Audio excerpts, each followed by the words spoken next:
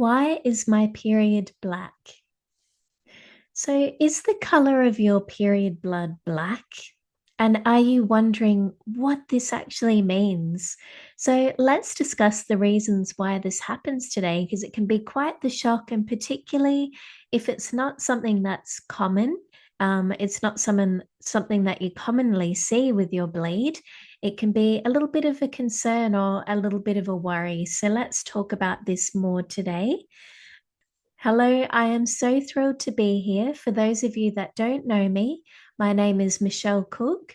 I'm a period and hormone naturopath, a natural fertility educator, so in other words, a menstrual cycle charting coach, and also an emotion release technique practitioner or ERT practitioner. And I help women struggling with their menstrual cycles have easy, pain free periods, balanced hormones, and emotional well being. And I'm the founder and director of Reproductive Wellness, and I see patients both online and face to face. So, if you have any questions or comments as we go through this video today, be sure to pop them in the box down below for me. Period blood colors.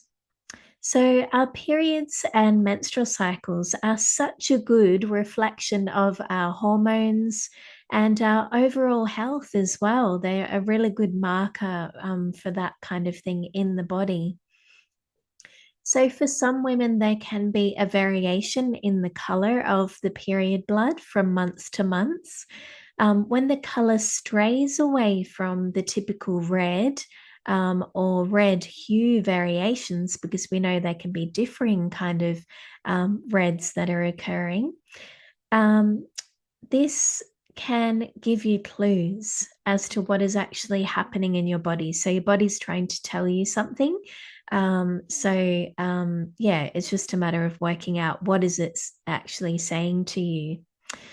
Um, and to be fair, actually, different hues of red also have different meanings as well, but we won't be going into that today. Today, we're really honing in on what a period bleed of a black color actually means.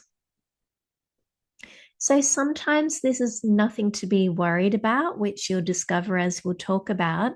Whereas in other situations, it might be something that needs investigating, okay?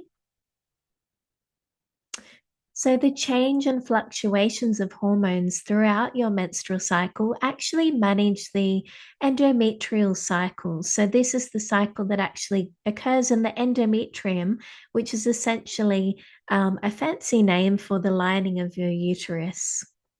So, in the endometrial cycle, what happens is the lining actually builds, it thickens, it becomes more nutrient dense and rich with arteries or little blood vessels. And then it actually sheds. So, this is when you actually have your period. And of course, your period contains blood, but it also contains uterine lining as well, because that's what's being shed, and other secretions too. So it's made up of other parts, not just blood. So, what causes a black period bleed? Why is it actually happening?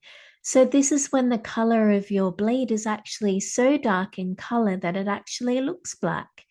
So, let's talk about the reasons today.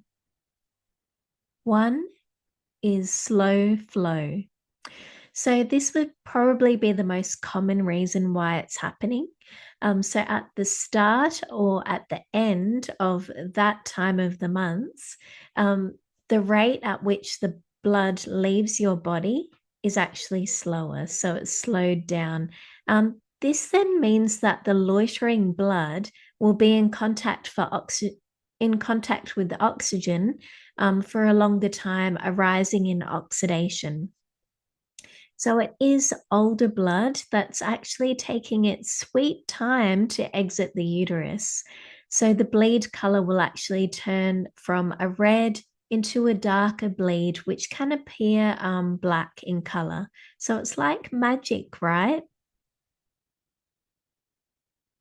Number 2, sexually transmitted infections, or STIs for short. In particular, things like gonorrhea and chlamydia.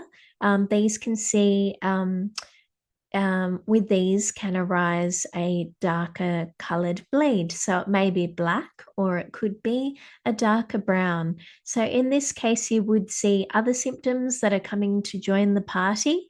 So things like this. So in the case of chlamydia, there might be spotting in between your periods, pelvic pain, burning when you do a wee, pain when you're having sex, which is known as dyspareunia, a change in vaginal discharge as well. So the consistency and smell is different. There might be fever and nausea. So when it sort of reaches this point, it's getting quite serious and it could imply that you've got pelvic inflammatory disease. But also, it can be asymptomatic, which means that there's no symptoms. So you might have it and not even know. So the complication of having this means that, and just say you don't get it treated ASAP, it actually increases the risk of getting pelvic inflammatory disease, okay, or PID. So that results in chronic pelvic pain, and there's a risk of scarring and damage to your fallopian tubes, particularly, which can impact your fertility if you're planning on conceiving. So the second type of STI was gonorrhea. So the symptoms here can be pain when you do a wee, there's a change in vaginal discharge, there can be pain when having sex or dyspareunia. There can be bleeding that's happening in between your periods or after or during having sex. And then there can be fever, which is a bit more serious because, again, this can imply that perhaps you've got pelvic inflammatory disease. And this can also be asymptomatic as well. So there might be no symptoms there. And again, the complication of having this, and if it's not treated ASAP, this can increase the risk of pelvic inflammatory disease, which arises, as I said, in that chronic pelvic pain and increased risk of scarring and damage to those fallopian tubes as well. Number 3, something inside. So there may be something foreign that was forgotten that's inside the vagina that's causing the issue. So things like sex toys, condoms, tampons, period cups, diaphragms, and cervical cups. These will actually irritate the lining of the vagina, which arise in infection.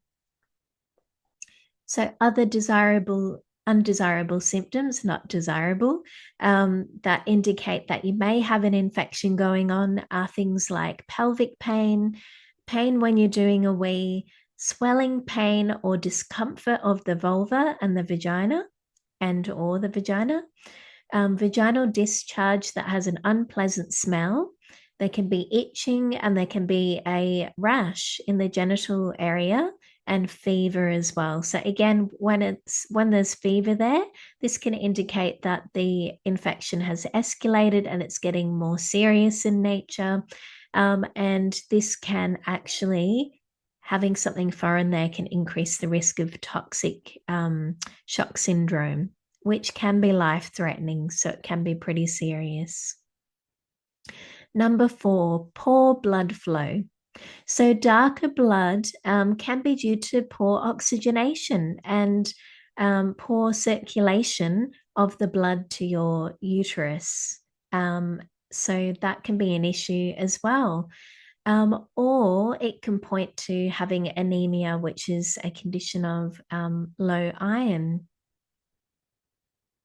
Number 5, reproductive conditions. So a darker bleed might be something that you commonly see in these female conditions. So there could be with endometriosis. Sometimes it can resemble the color of sort of dark ground coffee. Thyroid issues, particularly hypothyroidism, which is an underactive thyroid. PCOS or polycystic ovarian syndrome, fibroids, uterine polyps, cervical stenosis, and cervical cancer. So With cervical cancer, you'll notice other symptoms here. So there might be bleeding in between your periods or after having sex. Or other symptoms might be things like fatigue, pain with sex, bleeding during or after sex, which we already mentioned, difficulty doing a wee, pelvic pain, weight loss, and periods that are actually heavier and longer. So you might have some or all of those symptoms. Number 6, post childbirth. So it is normal to have a vaginal bleed for 6 to 8 weeks after you've given birth. It's also known as lochia, which is a combination of mucus, blood, and uterine lining, which can appear dark in color, particularly initially when it happens. Number 7 is miscarriage. So, in both miscarriage and missed miscarriage, a darker bleed can be present. So, with missed miscarriage, this is when the embryo actually stops developing. However, the body actually hasn't expelled it. So, number 8, ectopic pregnancy.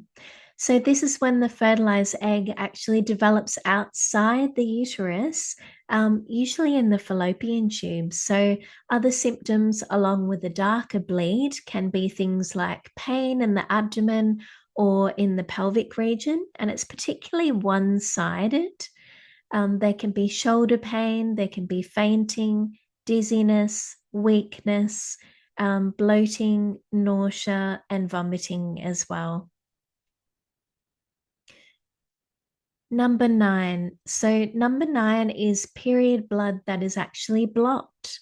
So, there can be issues with retained period blood, which is also known as hematocolpus. And this blood actually can't leave the vagina because the way is blocked. And it then accumulates there because it's exposed to oxygen. This increases the likelihood of it oxidizing. So these are some of the instances where that might actually happen. So there can be vaginal septum, which is a congenital condition. So you're actually born with that, where there's a band of tissue that forms there in the middle, which causes a partition in the vagina. So kind of a split. So congenital hymen conditions. So again, this is something that you're born with, and cervical agenesis. Sorry. So cervical agenesis means that the cervix is actually absent or not there. So there you have it. That, as you can see, there's many causes for a darker bleed that appears black in color, some of which are not concerning. However, others would definitely warrant seeing a medical practitioner as soon as possible. And you know what? I would probably suggest doing that anyway, just to rule out anything more serious in nature and for peace of mind. But if you would like help with improving blood flow and oxygenation to the uterus, perhaps you always have low iron or anemia going on. Maybe you have endometriosis, perhaps there's hypothyroidism, which is an underactive thyroid. Maybe there's polycystic ovarian syndrome, fibroids, or perhaps you'd like help with miscarriage prevention. I would absolutely love to help you. So go ahead and book an appointment. So if you're watching on YouTube, there is actually a link in the description. So just go there and book it there. If you're watching on my website blog, there's actually a button down below. So just click that and go ahead and book an appointment. FYI, I will be uploading a video every single week. I do try and aim to have it done on Wednesday about women's health, periods, hormones, and menstrual cycles. So make sure that you stay tuned for the next video.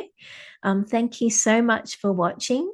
If you're watching on my YouTube channel, be sure to like and subscribe and hit the bell icon as well so that you don't miss any future videos. And I will see you next week.